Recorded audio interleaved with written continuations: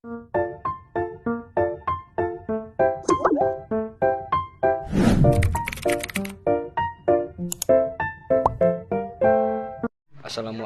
warahmatullahi wabarakatuh.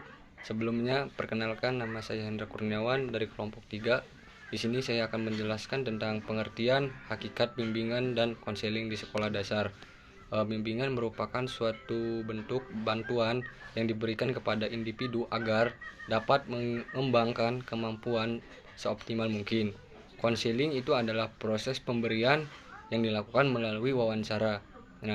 Bimbingan dan konseling itu adalah upaya sistematif, objektif, logis, dan berkelanjutan serta terprogram yang dilakukan oleh guru bimbingan dan konseling untuk memfasilitasi perkembangan peserta didik atau konseling dalam mencapai kemandirian.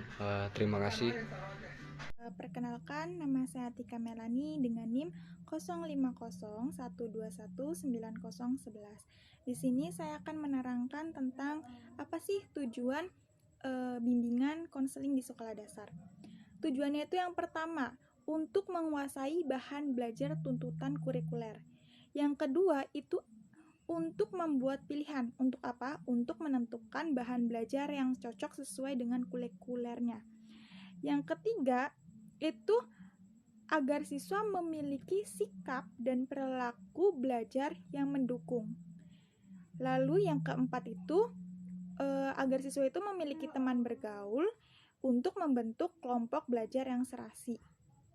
Dan yang terakhir itu tujuannya itu untuk memecahkan masalah-masalah belajar yang dihadapinya. Di sisi lain juga ada tujuan bimbingan konseling di sekolah dasar bagi para murid SD itu.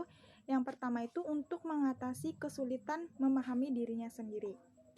Yang kedua itu untuk mengatasi kesulitan dalam memahami apa nih yang mereka sukai, minat, bakat mereka itu. Tujuan bimbingan konseling di sekolah dasar. Dan yang ketiga itu mengatasi kesulitan memahami lingkungannya. Kalau anak SD biasanya lingkungannya di sekolah, ataupun nanti di lingkungan keluarganya ataupun masyarakatnya. Bismillahirrahmanirrahim. Assalamualaikum warahmatullahi wabarakatuh. Perkenalkan, nama saya Niken Anis Magpiroh, dan di sini saya akan melanjutkan materi yang telah disampaikan oleh rekan saya. Di sini saya akan menyampaikan materi tentang pentingnya bimbingan konseling di sekolah dasar. Pentingnya bimbingan konseling di sekolah dasar bila ditinjau secara mendalam, ada 3 hal utama yang melatar belakangi bimbingan. Yang pertama, ditinjau secara umum, yang kedua, sosiokultural, dan yang ketiga, aspek psikologis. Secara umum, latar belakang pentingnya bimbingan konseling di sekolah dasar berhubungan erat dengan pencapaian tujuan pendidikan nasional. Dan untuk mewujudkan tujuan tersebut, kita perlu mengintegrasikan seluruh komponen yang ada dalam pendidikan. Dan salah satu komponennya adalah bimbingan.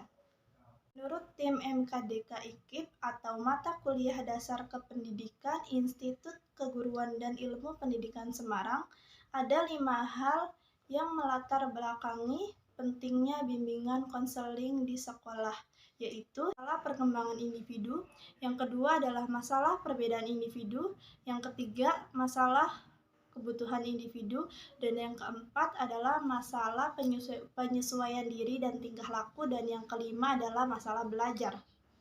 Mungkin itu saja yang dapat saya sampaikan, kurang lebihnya saya mohon maaf, saya serahkan kepada pemateri selanjutnya.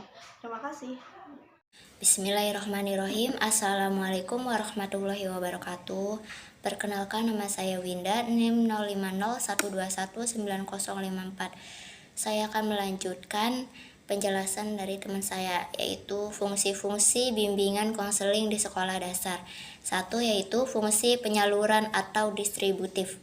Fungsi penyaluran ialah fungsi bimbingan dalam membantu menyalurkan siswa-siswa dalam memilih program pendidikan yang ada di sekolah, memilih jurusan sekolah, memilih jenis sekolah, sambungan atau lapangan kerja yang sesuai dengan bakat, minat, cita-cita, dan ciri-ciri kepribadiannya.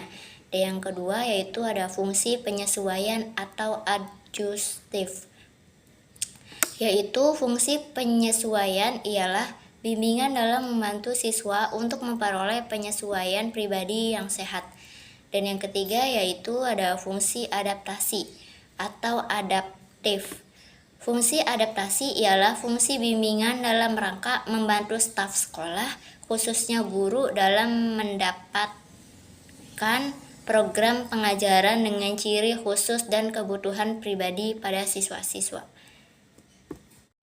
Berikut peran guru kelas dalam pelaksanaan bimbingan konseling di SD. Yang pertama ada informator, yang kedua ada organisator, yang ketiga ada motivator, yang keempat ada direktor, yang kelima ada inisiator, yang keenam ada transmitter, yang ketujuh ada fasilitator, yang kedelapan ada mediator, yang kesembilan yaitu evaluator.